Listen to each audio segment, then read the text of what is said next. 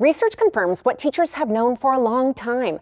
The feedback we provide students matters. In fact, it's one of the top influences on student achievement, which makes it a non-negotiable. Let's talk about corrective feedback that's effective and meaningful.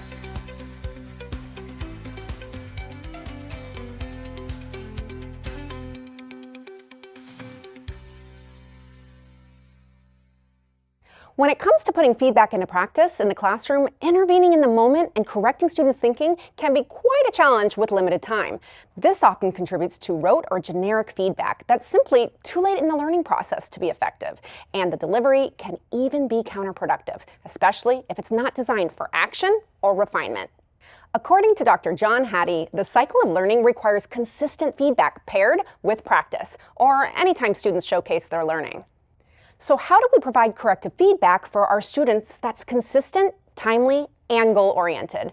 Here are 3 things to keep in mind so that your classroom is not only feedback-friendly, but keeps the learning on track.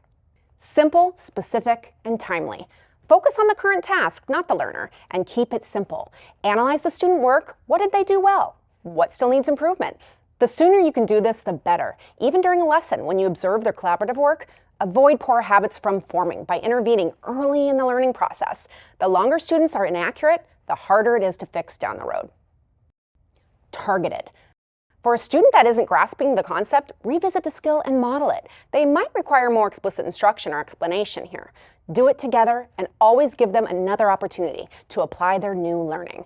When students know there's another opportunity to try something out, they'll be more willing to take risks in the future. For a student showing growth, instead of saying, "Not there yet," which doesn't tell them anything really, focus on their progress thus far. Here's where you were then versus now, and remind them what the learning outcome is and what they're working towards. Partnership. Involve the student and avoid being strict or punitive. This should be an ongoing and open conversation, shifting from compliance to reflection. Students should know what they're working on and where they are in the process to develop self-awareness. And self-awareness is key if we want students to start recognizing and internalizing their mistakes on their own, which is the ultimate goal. Effective and meaningful corrective feedback. Take best practice and make it your practice today.